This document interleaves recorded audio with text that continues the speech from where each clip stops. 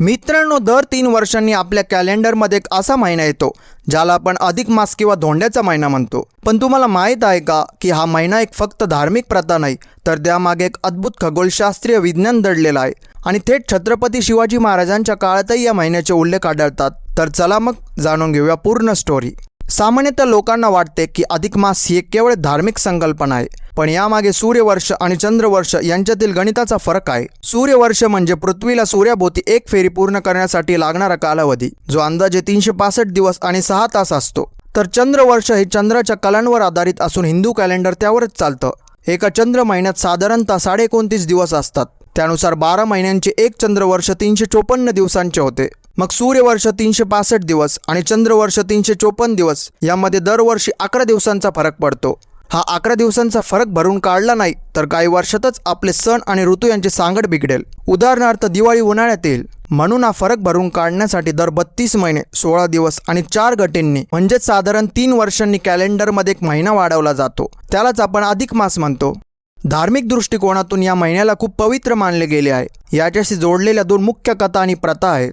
पौराणिक कथेनुसार प्रत्येक महिन्याचा एक देव म्हणजेच स्वामी असतो। जेव्हा अधिक मास तयार झाला तेव्हा त्याला मळमास किंवा अशुद्ध महिना म्हणून हिणवले गेले। त्यात कोणतेही शुभ कार्य वर्ज्य असल्याने या महिन्याचा कोणी स्वामी व्हायला तयार नव्हते। दुसरीकडे विष्णू पुराणातील कथेनुसार दैत्य हिरण्यकश्यपूला वरदान होते की त्याला वर्षाच्या 12 महिन्यांपैकी कोणत्याही महिन्यात मारता येणार नाही। विष्णू भगवंतांनी यावर तोडगा म्हणून नरसिंह अवतार घेतला आणि या 13व्या महिन्यात म्हणजेच अधिक मासात त्याचा वध केला। या महिन्याची व्यथा पाहून भगवान विष्णूंनी स्वतः याचे स्वामित्व स्वीकारले आणि आपले नाव या महिन्याला दिले पुरुषोत्तम मास।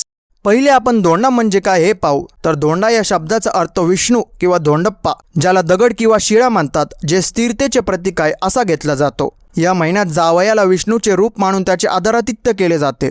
या महिन्यात जावयाला 33 अनारसे किंवा धोंडे नावाचे गोड पदार्थ तांब्याच्या ताटात ठेवून दिले जातात। अनारशांना असलेल्या छिद्रांना सूर्याच्या किरणांचे किंवा नक्षत्रांचे प्रतीक मानले जाते।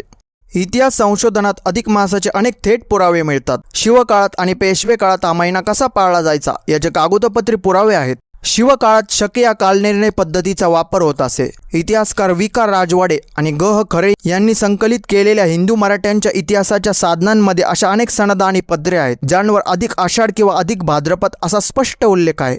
अधिक मासाच्या काळात मोहिमांचे नियोजन किंवा गडांवर रसद पुरवण्याचे हिशोब बदलत असत, कारण अधिक मासात मोठे लष्करी हल्ले सहसा टाळले जायचे। पुण्याच्या पेशवे दप्तरात अधिक मासाचे अतिशय रंजक पुरावे आहेत। पेशव्यांच्या रोज कीर्तीत नोंदी आहेत की अधिक मास आल्यावर राजे पेशवे ब्राह्मणांना आणि गरिबांना तांब्याचे दिवे, अन्नदान आणि सोने चांदीचे धोंडे दान करत असत। यासाठी सरकारी तिजोरीतून विशेष तरतूद केल्याच्या नोंदी आजही पाहायला मिळतात। तर मित्रांनो, अधिक मास म्हणजेच धोंड्याचा महिना हा केवळ एक धार्मिक सण नाही, तर आपल्या पूर्वजांनी खगोलशास्त्राचा लावलेला एक अद्भुत शोध आहे, ज्यामुळे आज शेकडो वर्षांनंतरही आपले ऋतू आणि सण अचूक वेळेवर येतात। ऐतिहासिक काळापासून चालत आलेली ही परंपरा आजही आपण तितक्याच उत्साहाने टिकवून ठेवली आहे। तर मित्रांनो, तुम्हाला ही माहिती कशी वाटली हे कमेंट करून नक्की सांगा।